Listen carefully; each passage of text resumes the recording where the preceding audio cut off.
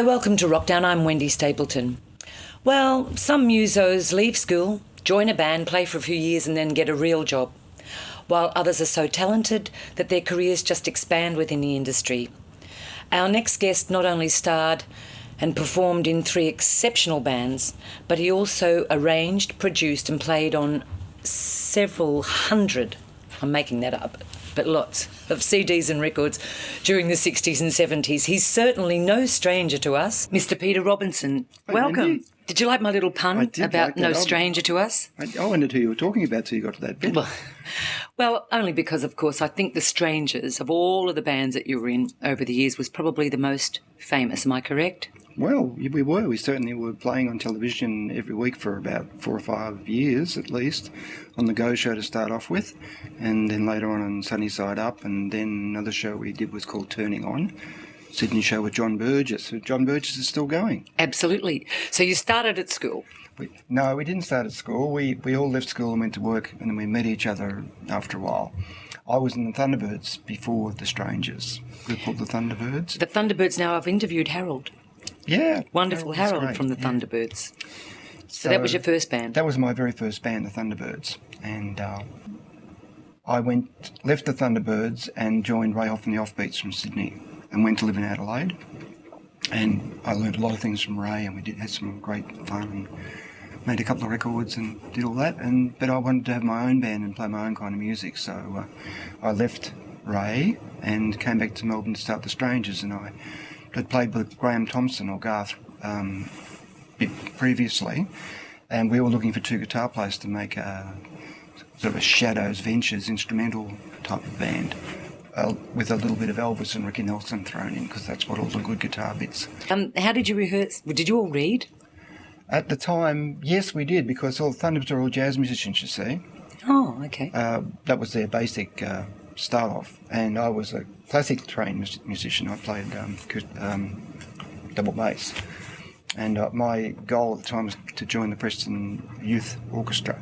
Aren't you glad you didn't? Well, I almost did, but I met Harold in the train, and he said, I play in a rock band, would you like to join? Because I had my bass with me, you see. I said, rock band, what's that? So he said, come along and sit there and I'll show you. Yeah, and that was it. That's how I became a rock and roll musician, yeah. So. You actually left the Thunderbirds and went to Adelaide? With Ray Hoff and the Offbeats, yeah. And came back and formed The Strangers? Yeah, that was in the summer of '61 when the bushfires were on. Okay. So I had Garth and I needed 2 guitar players, and I was coming home from Glenroy, where I lived, and Laurie was on the train. How are you going, Laurie? Haven't seen him since school, you see. And he said, I'm going fine, and I'm starting a band. I said, oh, great. What are you doing? He says, I'm with Fred, one of the other guys from school, and he plays guitar as well. And we're looking for a bass player and a drummer. So I said, oh, good. Good things happen on trains. Good things happen on trains. So we had organised a rehearsal and went to Laurie's house in Glenroy, and we played the whole weekend, Saturday and Sunday, got all our tunes all organised, and then we went out hunting for a gig. It was the hard part, because we couldn't get in anywhere, because Kevin McClellan and the Thunderbirds had all the halls tied up, and the other guy who was in town was a guy called Ivan Damon. He used to run the alternative, like the Blue Jays, and not Bobby and Laurie as it was then, but Laurie Allen used to work there, and other artists would work. Ivan Damon. Bobby Cookson and people like that. Ivan Damon was very, very well known, wasn't he? He was, but so they wouldn't let us into any of their gigs. And he wouldn't either? No, he wouldn't let us in either. So we went around town trying to find gigs we could get up and play. We'd go and say, we're a band, can we come and play and do something? And the idea was we'd get into this band's gig, play better than them and get the job. That didn't work out. What happened? Oh, we approached the Glenroy Police Boys Club. They had a DJ jukebox thing in the corner, and we said, look, you don't need the jukebox, you need a real band like us. We'll come and play, and we'll charge 2 shillings to get in, and you can have half and we'll have half.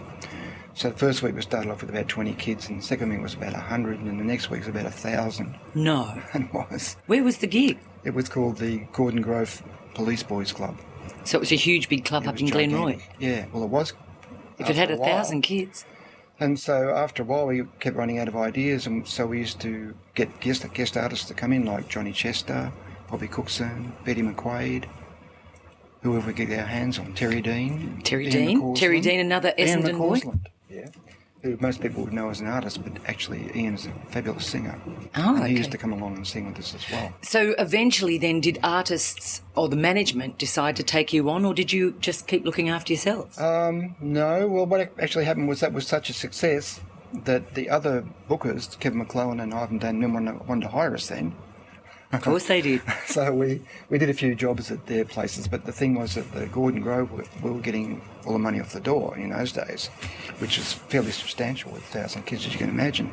So we reinvested all the money back into our equipment, like new suits, new guitars, new amps, and all that sort of thing. And eventually that fizzed out, and we went to work in more mainstream places, like for guys like Brian DeCourcy, which was Mentone rock, places like that. In the meantime, Laurie left and John Farrar had joined the band, you see.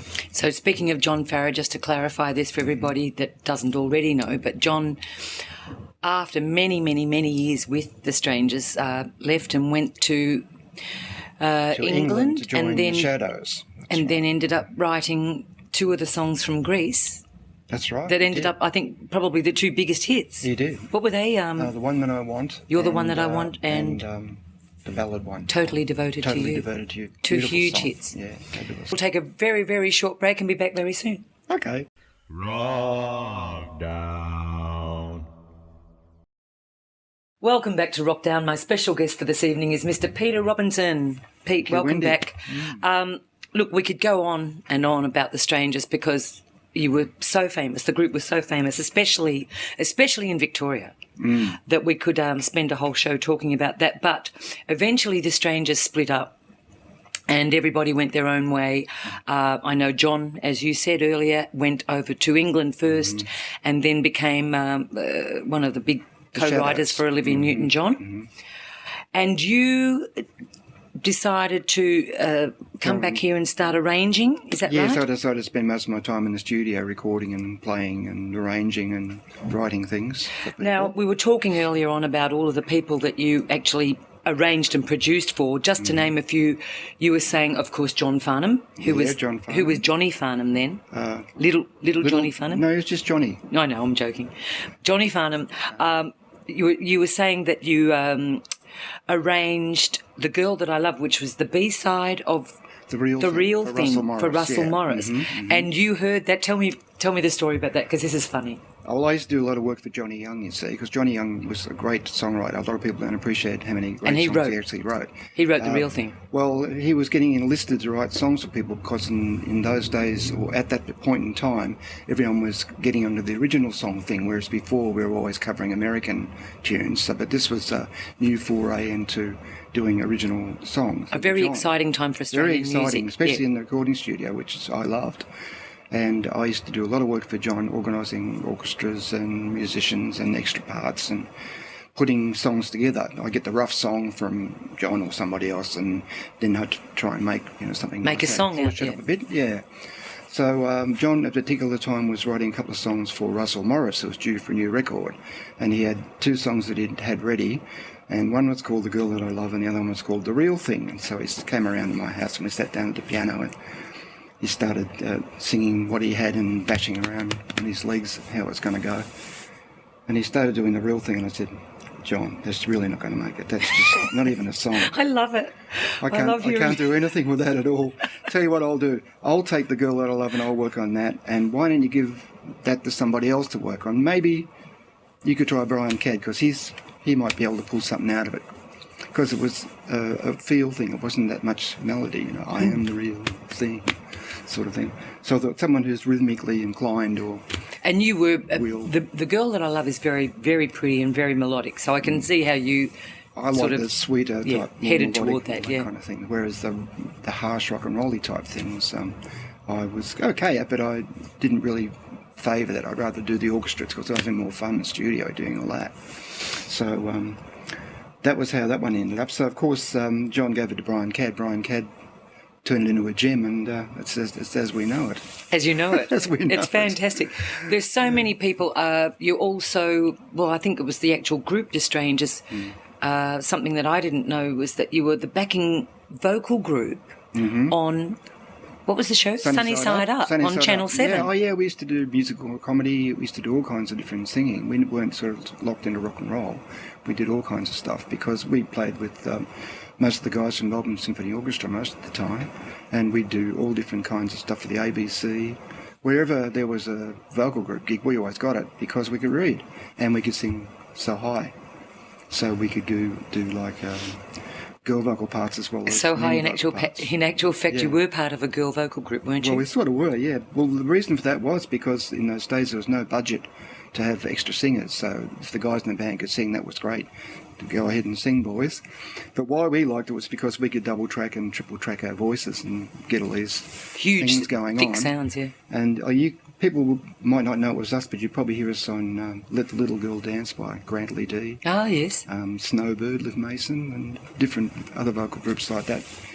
Yvonne Barrett's. I'm sorry to have to refer to this, but there were so many names here. When I looked at this, I thought, oh, my God.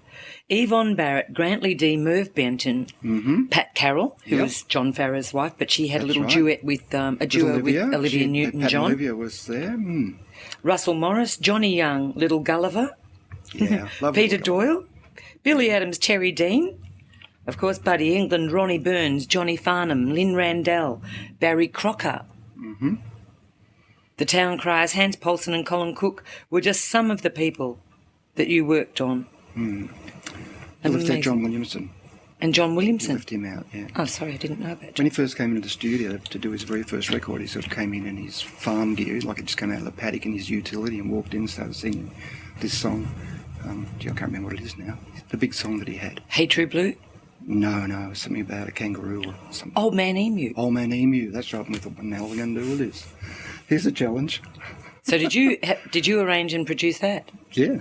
Really? That was huge. Well, we all did it together. It was one of those things where Ron Shooter found him somewhere on a farm and brought him in, sat him down and said, we're going to make a record with this guy today. We're going to do 4 sides. And what have you got, John? So John had this one, Old Man Emu, and a couple of tunes, and away we went. So, Pete, did the, like years later, of course, record producers, started to take points.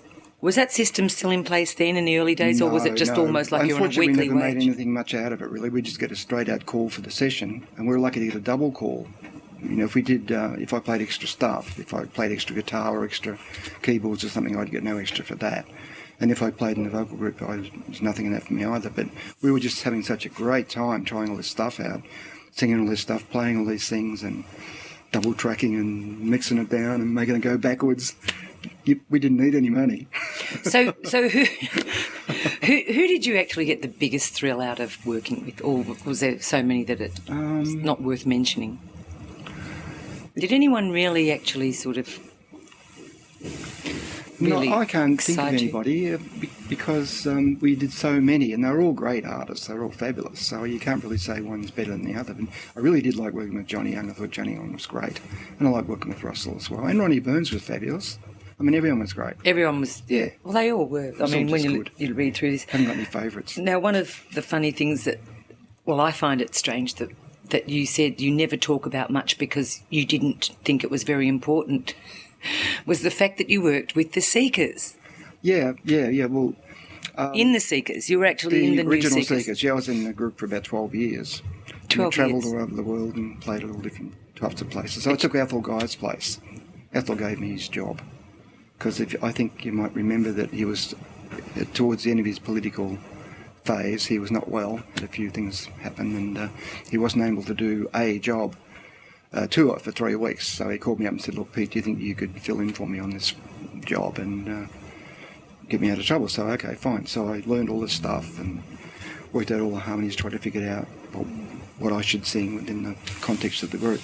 Because he's a bass singer, you see, and of course I'm not a bass singer at all, but I had to figure out something sensible to try and sing. So I got all their records and I wrote them all out, all the vocal parts, and wrote them all out and thought, okay, well, that's what they're doing, so I'll do this. Because I couldn't really hear Athol's voice that much on the records, although with the new records they've made, of course, you can hear it quite well now. But at the time I had to try and figure out a part for myself to sing, and one that I could sort of get down to as well. So I did all that, went to rehearsal, the first rehearsal, and I was a little bit nervous because I hadn't met the other guys before. I mean, I sort of met Keith and we sat down and we started singing. And I thought, Was this with Bruce as well, Bruce Woodley? Yeah. And I said, I don't think that's quite right, Keith. I think you should be... I'm thinking to myself, how can I tell him he's singing the wrong thing?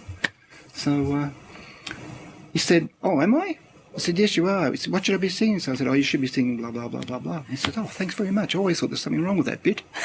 We'll take a short break and be back soon. Wrokdown.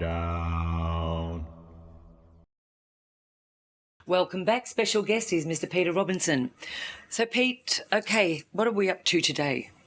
I know that you've got so many projects, but we've jumped from the Seekers, which you said you didn't really want to talk about because you didn't think it was... Oh, no, Seekers was fine. I had a great time. It was wonderful. But it's just, it was just 12 years. It wasn't my band, that's all. Yeah. I never started it, and I didn't have an integral part in it, apart from singing and playing, the same as what Athol would do. So lest people think I'm getting soft, when I left the Seekers, I joined a punk band. You did not. With Peter you Walls. Did? I did, with Peter Walls from Rose Tattoo and a guy called Gulliver. Kevin Gulliver's son, actually. And the band's called Blacksmith Hopkins. And we did about 3 different CDs, and I got my jeans all cut up, and I got my T-shirts all ripped, and I stick on tattoos. And I like the stick on tats.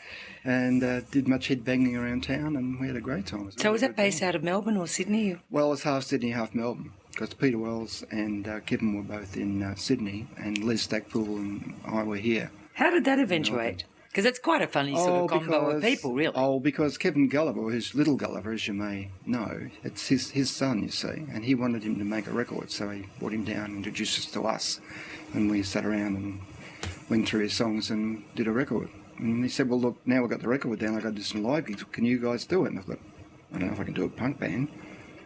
Anyway, we figured it out, and away we went. We had a great time. So what year was this? This was around about 1998. Oh. Yeah. It's not that long ago. No, and he's still going. He's done about another 3 albums since I left the group. He's got a new album out right now. Blacksmith Hopkins. Watch it, folks. So that brings me to my new group, which I'm in at the moment, which I'm having a great time. Excited about, I'm I know. really excited, yeah. It's really good. It's a group called 80s on the Edge. And there's 2 girls, and there's myself and another guy. And it's based mainly on vocals, which is my first love. And we do all types of material by Fleetwood Mac, The Eurythmics, Brian Ferry, Peter Gabriel, all that really 80s, 90s. 80s and 90s stuff, yeah. Intense sort of music, which is great fun. If you look up our website, which is 80sote.com. It's 80sote.com? Yeah, which is like on the edge, but keep it short. 80sote.com. That's got all our gigs and where we're playing and all that sort of thing. Fantastic. So everybody can come and see what you're doing. With this particular show, we're doing the 80s and songs from that era. So it's not exactly a cover band thing, but it's songs that were well known from that period, which no one else does as far as I know. People love. And people love those songs. So at this point, there's no space in our routine to do original songs, but we may do something under another umbrella. Some of the name with the same lineup, but if we have time, because we're already doing 3-4 nights a week, so we're flat out. That's amazing. Well, you see, you haven't stopped. You've had a career that spanned 40 years. Yeah, at least 40. At least 40. At least 40. So, Wow, Thunderbirds had our 50th anniversary 7 years ago. Oh wow. 53 years of one band, that's amazing. And you still look like a boy. Thank you, Wendy. See, it's that good muso's life that we all live. That's right. Well, look, you have really had an exceptional career. So the intro was no exaggeration. I left exceptional out in the intro, but I have to put it at the end. Put it back in You're now. an exceptional man. Thank you for being on the show. And have a look at the website. So go down and see Pete and On the Edge. Or if you'd like any more information on tonight's show, go to the Wrokdown website, which is www.wrokdown.com. So we hope you've enjoyed tonight's show with my special guest, Mr. Peter Robinson. I'll see you next week. Good night. Thanks, Pete. Thank you.